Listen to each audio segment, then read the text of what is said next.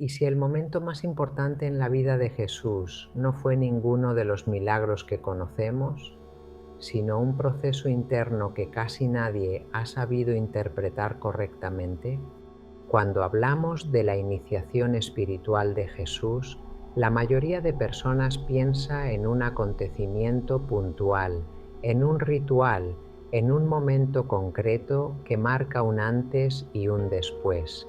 Pero si observamos su historia desde una perspectiva más profunda, entendemos que la iniciación no es un acto externo, sino un proceso interno que transforma completamente la forma en la que el ser humano se percibe a sí mismo y al mundo que le rodea.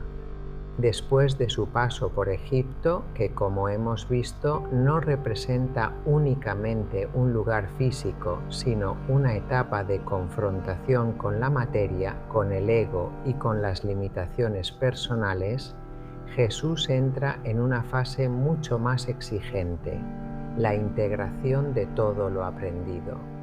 Porque una cosa es comprender ciertas verdades a nivel intelectual y otra muy distinta es encarnarlas, vivirlas y sostenerlas en el día a día. La iniciación comienza cuando ya no puedes seguir viviendo como antes, aunque externamente nada haya cambiado. Es ese momento en el que algo dentro de ti se ha movido de forma irreversible. Ya no te identificas con las mismas cosas, ya no reaccionas igual, ya no buscas lo mismo en las personas o en las situaciones. Y aunque no sepas exactamente qué está ocurriendo, sabes que no hay vuelta atrás. Este proceso, en los textos simbólicos, aparece representado como el desierto. Jesús se retira al desierto durante 40 días, pero este desierto no debe entenderse únicamente como un lugar físico. El desierto es un estado interno en el que desaparecen las distracciones, en el que el ruido externo deja de tener fuerza y en el que te quedas frente a frente contigo mismo, sin escapatorias. Y aquí es donde aparece uno de los aspectos más malinterpretados, las tentaciones. Tradicionalmente se han explicado como si fueran pruebas externas, como si algo o alguien intentara desviar a Jesús de su camino. Pero si lo observamos desde una perspectiva espiritual más profunda, entendemos que esas tentaciones son en realidad representaciones de aspectos internos del ser humano. La tentación del poder no habla de dominar a otros, sino de la necesidad interna de controlarlo todo. La tentación del reconocimiento no habla de ser admirado, sino de la dependencia de la validación externa. Y la tentación de lo fácil no habla de comodidad, sino de la tendencia a evitar el esfuerzo necesario para transformarse. Ahora quiero que te detengas un momento y te hagas una pregunta sincera. ¿En qué momentos de tu vida sabes perfectamente lo que sería coherente hacer, pero eliges lo contrario porque es más fácil, más cómodo o más inmediato? Ahí es donde ocurre la verdadera iniciación. Porque la iniciación no consiste en adquirir más conocimiento, sino en elegir desde un lugar distinto, en dejar de actuar desde el impulso automático y empezar a responder desde la conciencia. Y eso no es algo que ocurra de un día para otro, es un entrenamiento constante, una observación continua de uno mismo. Jesús, en ese proceso, no elimina sus debilidades de golpe. Lo que hace es verlas con claridad, comprenderlas y dejar de identificarse con ellas. Y ese es el punto clave, porque cuando dejas de identificarte con tus pensamientos, con tus emociones reactivas y con tus patrones automáticos, empiezas a recuperar una libertad que antes no tenías. La mayoría de las personas vive reaccionando sin darse cuenta. Algo ocurre fuera y automáticamente se activa una respuesta interna. Un comentario, una mirada, una situación inesperada, y ya estamos dentro del mismo patrón de siempre. La iniciación rompe ese automatismo. Y aquí aparece otra pregunta importante. ¿Cuántas de tus decisiones son realmente conscientes y cuántas son simplemente reacciones repetidas? Cuando Jesús atraviesa este proceso, deja de depender del exterior para definir su estado interno. Ya no necesita que las circunstancias sean favorables para mantenerse en equilibrio. Ya no necesita que los demás actúen de una determinada manera para sentirse en paz. Y esto es lo que marca la diferencia entre alguien que busca y alguien que ha empezado a encontrar. La iniciación, por tanto, no es algo espectacular ni visible, no hay fuegos artificiales, no hay reconocimiento inmediato, no hay señales externas que confirmen que has llegado a algún lugar.